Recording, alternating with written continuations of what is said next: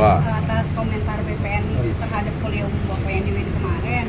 BPN bilangnya, kenapa Pak Wiranto membahas tentang peristiwa 98 lagi? Apakah ini sebuah kehabisan ide dari pemerintah gitu untuk menurunkan elektabilitas dari Prabowo? Komentar Bapak gimana Pak? Bapak gitu kalau saya tanya. Gimana tuh Pak komentarnya? Lihat kontekstualnya. Pertama, saya tidak kampanye waktu itu. Saya memberikan pengarahan kepada mahasiswa UIN, ya, dan 52 perwakilan mahasiswa Universitas Islam seluruh Indonesia. Ya. Topiknya adalah bagaimana kita membangun sinergi kebersamaan dan bagaimana pemuda milenial ini bisa memberikan yang terbaik untuk bangsa. Itu kontekstualnya itu. Lalu saya beri contoh ya, mengenai banyak hal, dan salah satunya adalah pengalaman saya. Anak-anak ini, adik-adik ini kan waktu 98 belum, ada yang belum lahir, ada yang baru 2 tahun.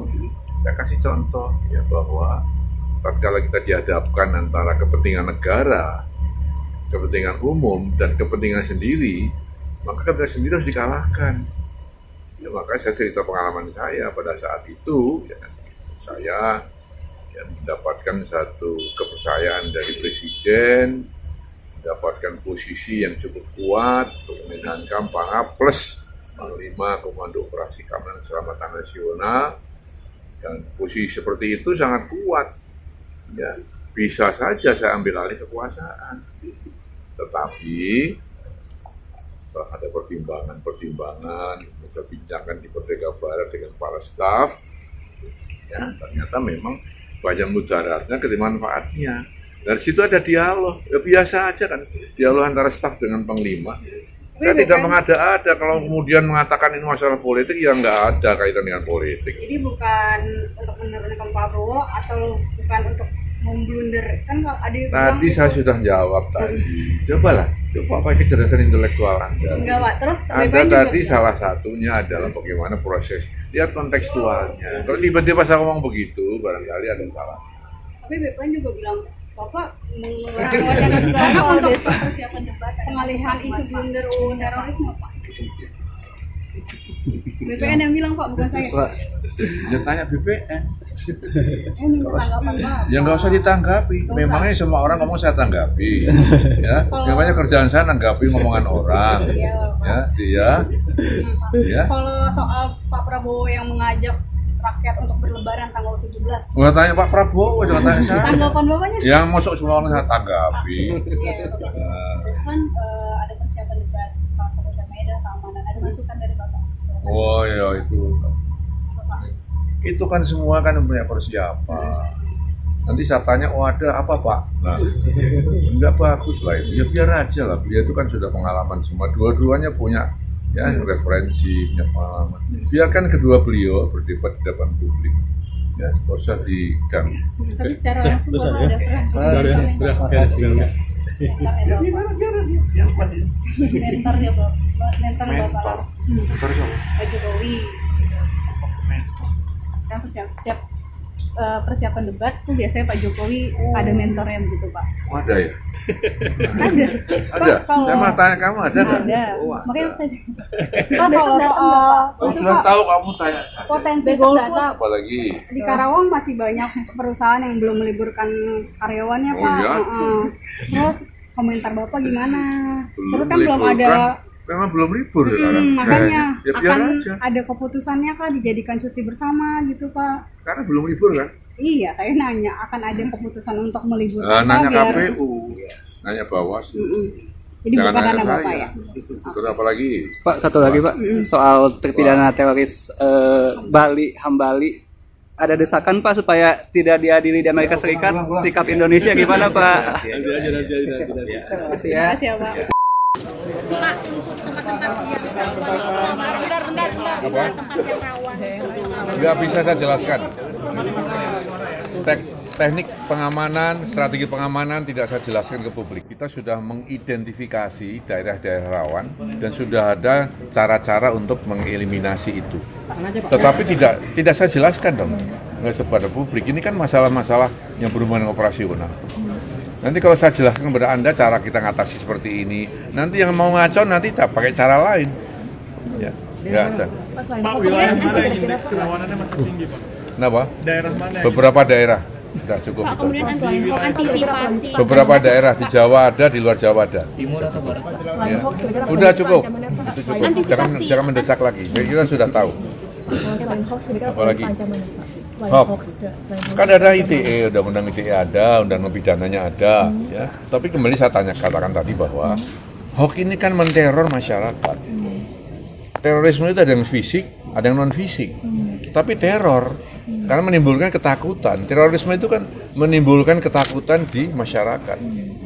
Ya, kalau masyarakat diancam dengan hoax untuk kemudian mereka takut ke TPS, itu sudah ancaman, itu adalah terorisme. Maka tentu kita gunakan undang-undang terorisme. Kita akan, saya mintakan tadi agar aparat keamanan waspada ini, tangkap aja yang menyebarkan hoax, yang menimbulkan ketakutan di masyarakat, karena itu menteror masyarakat, membuat ketakutan masyarakat. Maka kemudian aparat keamanan tadi saya minta supaya ayo ya kita jamin bahwa pelaksanaan pemilu itu aman.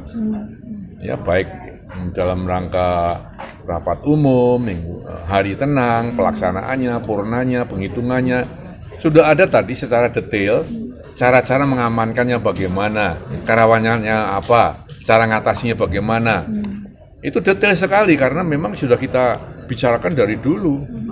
Sehingga kita yakin bahwa kita dapat mengamankan itu agar masyarakat tenang, ini milik kita bersama kok. Ya, jadi saya justru ya, mengutuk katakanlah orang-orang yang ingin mengacaukan proses demokrasi milik kita ini loh. Kebanggaan bangsa kok dikacau, ini kadang-kadang saya juga geram juga masalahnya. Ya. Pak, di Papua itu ada penembakan lagi, Pak. Bisa mengganggu pemilu nggak, Pak? Di Papua itu ada penembakan lagi, bisa mengganggu pemilu nggak? Penembakan dengan pemilu itu lain, ya. Nggak ada pemilu juga penembakan ada di sana. Yang karena gerombolan, ya. Biarin aja nanti diatasi oleh aparat keamanan. Menjaga netralitas aparat keamanan sendiri, Pak, karena kan kemarin ada juga video yang pria berseragam coklat ini yang diduga polisi joget-joget pakai yel-yel Jokowi, itu gimana Ya, penjagaan namanya netralitasnya? banyak sekali yang kita awasi. Kalau ada 1-2 kita segera atasi. Tapi netralitas itu kan sudah digembar-gemborkan, sudah diinstruksikan, sudah dibudayakan ya, kepada aparat keamanan, ASN, ya, agar tidak muncul masalah-masalah yang Artinya Menko menimbulkan. Polhukam menjamin, Pak? Iya. Pak, kalau Papua Pak itu masuk daerah rawan tingkat tinggi nggak Pak? Kenapa? Rawan bentrokan nggak di Papua? Papua itu kan sebenarnya sejak dulu memang rawan karena dia menganut satu sistem yang berbeda, ya kan? Sehingga kita sekarang betul-betul memberikan perhatian khusus ke sana agar semua wilayah kita itu dapat kita jamin pemilu dapat dilaksanakan dengan baik. Ya. Kembali tadi percayakan, kita ini rapat seperti ini kan bolak-balik dan ini rapat yang cukup luas ya. Dari pusat ke daerah pakai video conference ya. Itu dapat dipersa oleh seluruh pejabat, Pangdam, Kapolda, Danrem, jajarannya semua ngelihat, terima instruksi dan serentak melaksanakan sesuai dengan instruksi dari pusat. Karena sesungguhnya ya, jaminan keamanan itu ada di para pelaksana di daerah. Kami merencanakan, mengawasi, mengevaluasi. Gitu. Pak, pengamanan pemerintah terkait dengan usaha-usaha penyerangan hacker, Pak? Seperti KPU yang dihack seperti itu, Pak? Ada, bagaimana? Sudah ada. Sampai kepada pengamanan jaringan pemilunya ada.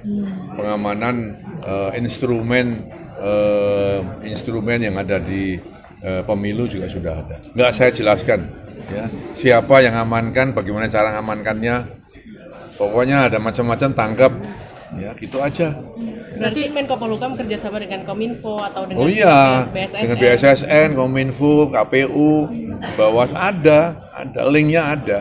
Tapi kalau untuk pengamanan yang memimpin ini dari Menko Polhukam ya Pak? Maksudnya Kenapa? dari Polisi, TNI? Ya, koordinasi yang mimpin sama-sama. Ya, saling kolaborasi itu semuanya bersatu. Kami ini tadi sudah saya katakan dong. Kami aparat keamanan kerjasama dengan penyelenggara pemilu, KPU, Bawaslu, bahkan ya, fasilitator pemerintah sendiri berkolaborasi, ya, berusaha semaksimal mungkin agar pemilu ini aman. Jaminan keamanan sebenarnya ada di seluruh rakyat Indonesia. Karena ini adalah ya, misi dari kebangsaan, misi bangsa. Ya. Kalau kami jamin tapi Anda ngaco bagaimana? Siapa yang salah? Nah, mari kita menjamin bersama-sama antara seluruh pemangku kepentingan urusan pemilu dengan seluruh elemen masyarakat. Apakah tokoh partai politik, apa para kontestannya, tokoh agama, tokoh masyarakat, masyarakat pemilih, itu semuanya kan punya andil untuk mensukseskan pemilu. Kalau tiap elemen kemudian lari sendiri, tidak mau berkolaborasi, yang jamin siapa?